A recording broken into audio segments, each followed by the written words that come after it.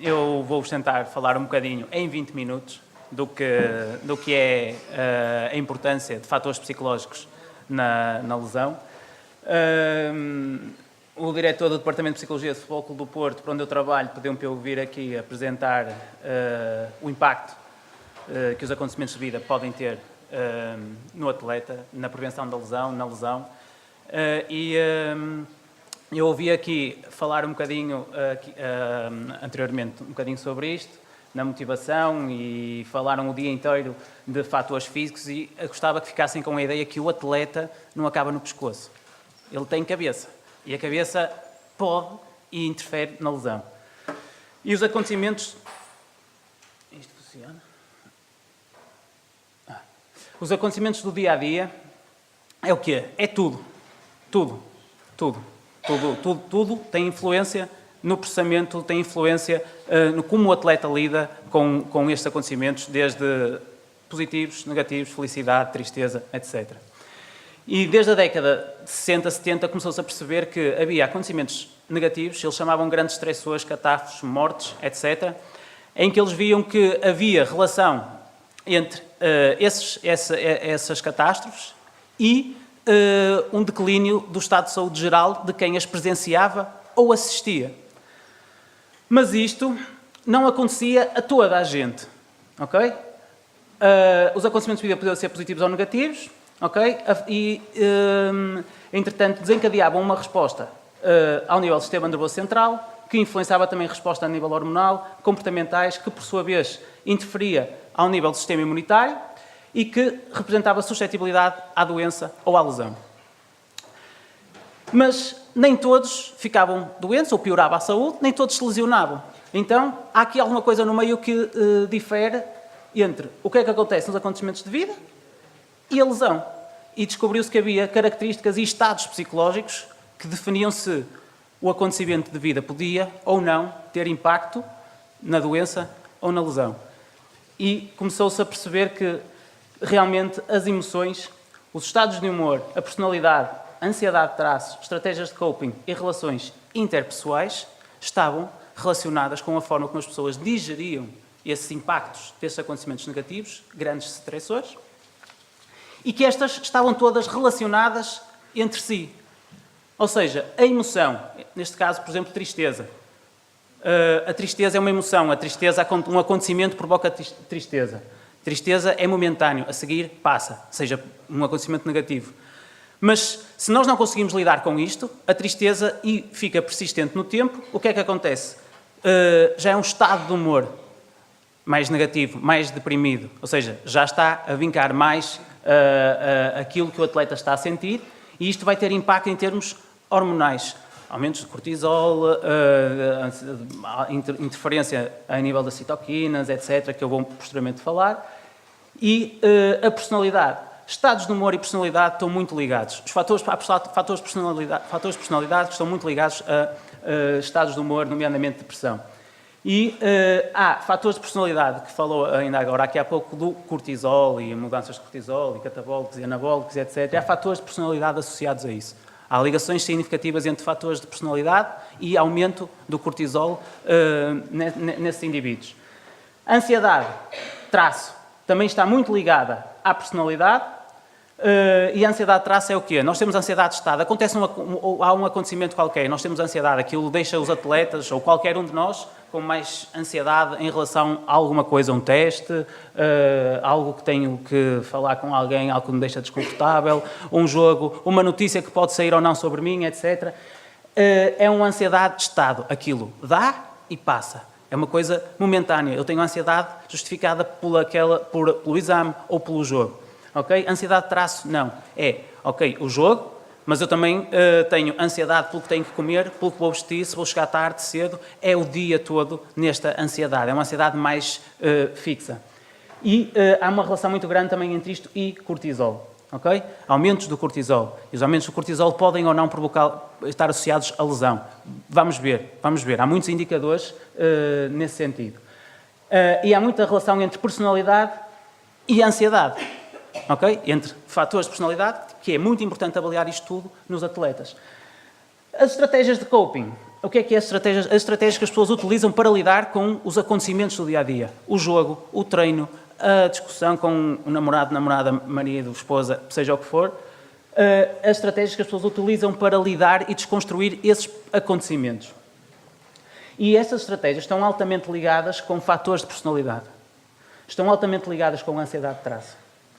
E permitem que este impacto destes acontecimentos de vida reduza o impacto disto no sistema imunitário e, por sua vez, na lesão. E estas estratégias de coping também estão muito ligadas à capacidade da pessoa ter ou não ansiedade de traço, e há uma relação muito grande entre isto e o aumento do cortisol. E, como falou aqui, o desequilíbrio do rácio testosterona-cortisol também está associado a isto, processos anabólicos e catabólicos que podem induzir à lesão ou à doença. E as relações interpessoais. As relações interpessoais influenciam um bocadinho isto. É o suporte do atleta ou de todos nós. Ok? E o que é que são acontecimentos de vida? E eu pus ali positivos e negativos. Todos têm impacto. Todos precisam de ser processados, todos precisam de ser construídos. Ok? Quando uma equipa marca golo, logo a seguir pode sofrer. Porquê? Ficou no golo, não digeriu aquele acontecimento e o tempo continua. Ok? Vou-vos mostrar o que é um acontecimento do dia-a-dia. As discussões entre casais moem a cabeça e corroem o corpo. Ok? A minha avózinha já dizia isto. Moem o corpo, moem a cabeça e corroem o corpo. Moer a cabeça é o quê? Eu tive uma pequena discussão qualquer e aquela discussão, aquele conteúdo, vai aparecer na minha cabeça, aparece, sem eu mandar, sem eu controlar, são aqueles pensamentos intrusivos, entram, e a atenção do atleta vai para aquele pensamento intrusivo, vai para a discussão que teve enquanto está a treinar. Ok? E é neste momento em que há uma falha atencional que ele está suscetível à lesão. Apoiar mal, entrar fora do tempo, e este fator é importante. Mas também corrói o corpo. E corrói o corpo de que maneira? Existe uma redução significativa dos linfócitos NK nas 24 horas seguintes a uma discussão, ok? A uma discussão, basta uma pequena discussão, um desentendimento de um casal, nas 24 horas seguintes há uma repercussão ao nível do sistema imunitário semelhante a um processo de separação ou divórcio. Uma pequena discussão, ok? E isto, estamos a falar num atleta, discussão, estamos a falar entre casais, pode ser na equipa, pode ser fora, vai debilitar o sistema imunitário do atleta. Vou-vos mostrar aqui, como é que isto processa vídeo. Como é que vamos pôr um vídeo de um exemplo de como é que isto interfere. E então nós arranjamos aqui uma montagem para verem, não dá para pôr um vídeo dentro da cabeça dos atletas, e vou-vos mostrar mais ou menos o que é que acontece. Isto não tem som, é uma pena. Mas aqui está o atleta no troço, está a receber instruções de como é que deve ir, para onde não deve ir, como é que deve entrar, a que velocidade, muita coisa para coordenar, muita coisa para processar, e entra-lhe um pensamento intrusivo, como eu vos disse, não escolhe a hora, ele chega e entra e toma conta da situação, como podem ver ali na imagem, está-se a recordar uma discussão que teve com a mulher. Não escolhe tempo, aquilo aparece. Pronto, já está ali. Isto pode lesionar. É preciso trabalhar na prevenção dos acontecimentos do dia-a-dia. Ok? Pior que a morte, só mesmo um divórcio. Toda a gente dizia, a morte é a pior coisa que nos pode acontecer na vida. Não, um divórcio. Ok? E porquê? O que é que acontece? Lembram-se, 24 horas depois de uma discussão, há efeitos ao nível do sistema imunitário semelhantes a um processo de divórcio. E eu agora digo-vos, num processo de divórcio, encontra-se efeitos iguais ou piores a um processo de luto de morte. Bem, temos aqui grandes e pequenos acontecimentos e todos têm o mesmo impacto, ou têm impactos semelhantes. Como é que isto funciona?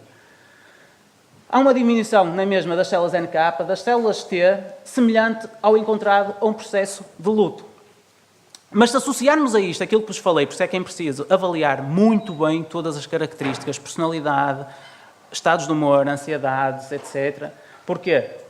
Se associarmos a isto a depressão, humor depressivo, porque a tristeza persistente no tempo do processo de divórcio provoca uma maior diminuição das células NK e alterações moleculares que afetam a velocidade e eficácia na reparação do DNA e o aumento do risco de cancro.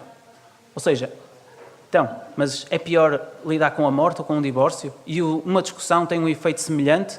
Okay? E quem diz discussão, quem diz todos estes processos, estudar. Eu bem dizia que estudar me deixava doente. E é verdade. Estudar deixava-me doente. E porquê? Fácil. Diminuição do sistema imunitário, por causa do stress. Acontecia exatamente o que acontece nestes processos, e não morreu ninguém, e não me divorciou, e acontece exatamente o mesmo processo. Acontece exatamente o mesmo processo. E o que é que acontece? Apesar de não ter morrido ninguém, o stress ao exame vai criar alterações ao nível do cortisol, de citoquinas, etc, etc, etc, etc, que vai debilitar o sistema imunitário. Eu fico mais suscetível à gripe, eu fico mais suscetível a aparecer, por exemplo, herpes, tipo 1, etc, etc, etc. Há imensos estudos que estão aqui que revelam que isso acontece, e o pior acontece nos estudantes de medicina. Não sei porquê, mas estudos com estudantes de medicina mostravam que realmente este desgaste aparece mais em estudantes de medicina.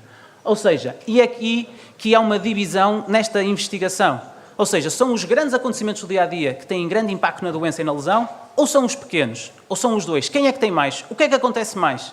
Okay? E o desporto ganhou um bocadinho com isto, porque trouxemos isto da prática clínica, da psicologia clínica e do apoio à componente médica na recuperação de cancros, no aparecimento de cancros, etc., em que o stress, sobretudo o stress, e a gestão emocional disto, e as características psicológicas de quem passava pela doença tinham um grande impacto na sua recuperação e na possível também recaída. Ou seja, pelos vistos, também é importante avaliar o quinto andar e monitorizar bem, porque o atleta não acaba no pescoço. Passando agora um bocadinho para o desporto, há casamentos perfeitos, não é só divórcios. Okay? Há casamentos perfeitos. Casamentos perfeitos entre o quê? Os pequenos acontecimentos do dia-a-dia e a relação com lesão.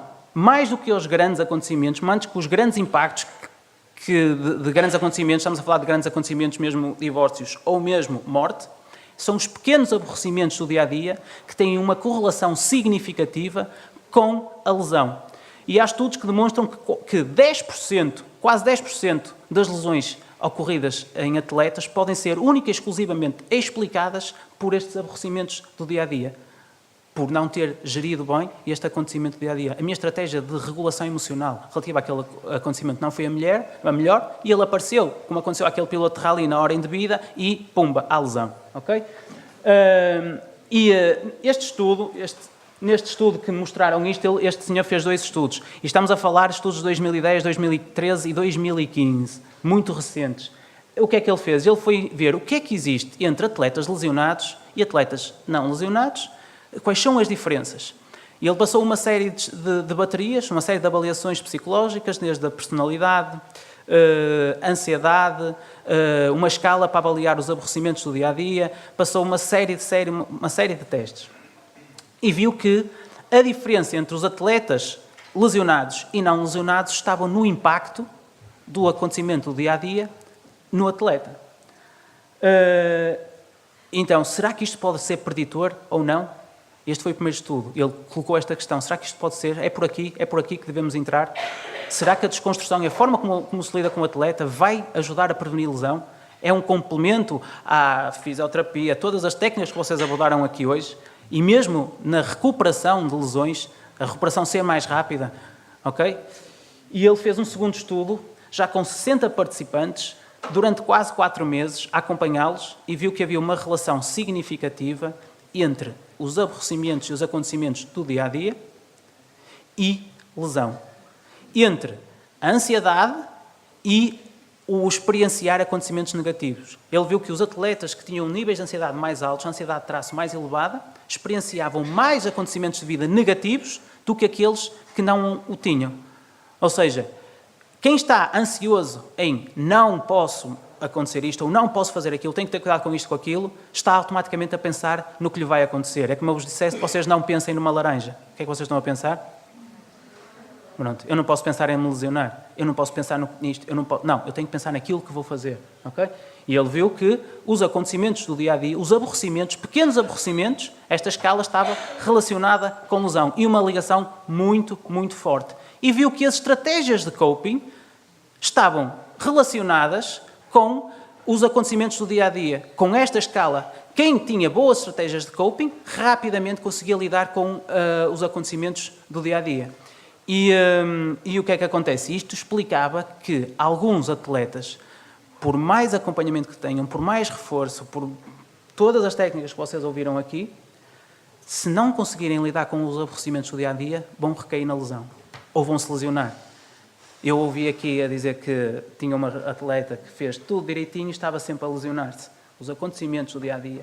Então há uma faixa etária muito crítica. Estamos a falar entre os 16 e os 18 anos. Lesões muito, muito graves acontecem aqui. Fase da adolescência, daquelas chatices com os namorados, reconhecer namorados, gestão de tempo, descoberta de tudo e mais alguma coisa, gosto pelo risco. Então, o que é que acontece? Estes atletas têm lesões, e lesões muito graves. No local onde eu trabalho aparecem lesões muito graves nestas idades e nestas avaliações vemos que há uma relação muito grande entre estes fatores e estas lesões. Ou seja, também é preciso trabalhar na desconstrução cognitiva do impacto do aborrecimento do dia-a-dia, trabalhar com o atleta isto, porque isto leva também a falhas atencionais. O atleta precisa de estar no momento, aqui e agora. Como agora já não está aqui quase ninguém, por isso eu digo, a cabeça não conta para nada no desporto, não entra. O corpo é que vale, mas quem é que manda? Eu não sei quem é que manda nisto. E vamos passar de casamentos perfeitos para as maiores fontes de stress, não estão na lesão em si, e este estudo foi feito com lesões graves, lesões de final da época, lesões que arrumam com a época de um atleta, lesões desde rupturas totais de ligamentos, desde fraturas parciais, lesões graves. E o que mais interfere na recuperação dessa lesão e o pós-lesão não é a lesão em si, nem é o atleta lidar com este grande acontecimento. Partiu uma perna, ruptura total de ligamentos do joelho, seja onde for, não é isto que vai afetar o atleta, não é este grande acontecimento. Então voltamos aos aborrecimentos do dia-a-dia, é que vão entrar aqui. E quais são os aborrecimentos neste caso? Medo de recaída da lesão. Eu estou com medo da recaída da lesão, então não estou focado no plano do tratamento, eu estou com medo que ela volte a acontecer.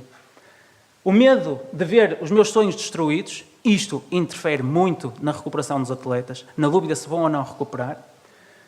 O ver os outros a jogar e não poder evoluir, a incompetência, a incapacidade que o atleta tem de poder treinar e de estar com o grupo, a falta de atenção, mas não é as falhas de atenção dele, é a falta de atenção que os colegas têm perante o atleta, que está lesionado, está à parte, a falta de atenção que o treinador tem perante o atleta que está lesionado, a falta de atenção que a própria família muitas vezes dá porque ele agora não joga, então não preciso estar atento ao que ele vai ou não fazer, então ele vai começar a sentir-se aqui rejeitado, as características psicológicas vão ser afetadas e há uma desregulação ao nível do sistema imunitário, sistema hormonal, etc. Porque o atleta é um sistema. Eu volto a referir, o atleta é um sistema. E em termos de exclusão social, o isolamento, aqui também é um fator muito importante. Ele vai-se cada vez isolar mais, está fora do grupo, está lesionado, está debilitado e vai-se isolar. O mesmo acontece com os estudantes quando estão a estudar para preparar-se para os exames mais em medicina. Está relacionado com o isolamento e a solidão. Aumenta muito o impacto do aborrecimento ou do fator de stress na recuperação e da lesão ou na doença, ou na suscetibilidade à doença. E, por fim, a perda de identidade como atleta. Okay? A perda de identidade como atleta, porque ele não é atleta, ele está lesionado. Ele tem que recuperar da lesão, mas ele é atleta. E esta dualidade interfere muito na recuperação de lesão, no sistema imunitário, no sistema hormonal, diminuição da hormona de crescimento. E há aqui um fator muito importante, que é o sono. Eu posso me deitar, mas eu não adormeço se tiver aqueles aborrecimentos na minha cabeça. Quem é que nunca aconteceu isto? E é preciso dormir, não é? É preciso dormir. E dormir, há recuperação. Se eu não dormir, a recuperação atrasa. E eu cumpro os protocolos todos. Eu estou a fazer tudo direitinho, mas não durmo, eu tenho os aborrecimentos lá, eu tenho a laranja lá, eu não consigo deixar de pensar na laranja, a laranja está lá. Isto é muito importante. É muito importante associar a desconstrução cognitiva da lesão, dos riscos de lesão, dos fatores de lesão, do planeamento. Eu ouvi aqui também algumas coisas a falar que o cérebro não manda fazer isto ou aquilo, não manda alongar, não manda esticar, não manda dobrar. Eu acho que manda. Porque vocês tinham a cabeça a alguém e vejam se ela alonga. Não, pois não? Aquilo depois de morto até fica assim com uma rigidez jeitosa, não dá para alongar mais, pois não? Pronto. Doutor Então, Daniel, já passaram 20 minutos. Já vou terminar. Só para saber. Temos o sistema nervoso central, sistema hormonal, sistema musculoesquelético, vocês já falaram disto por aqui, sistema digestivo também é afetado. É ou não é, senhor homem da nutrição? Ah, estás distraído que eu apanhei-te.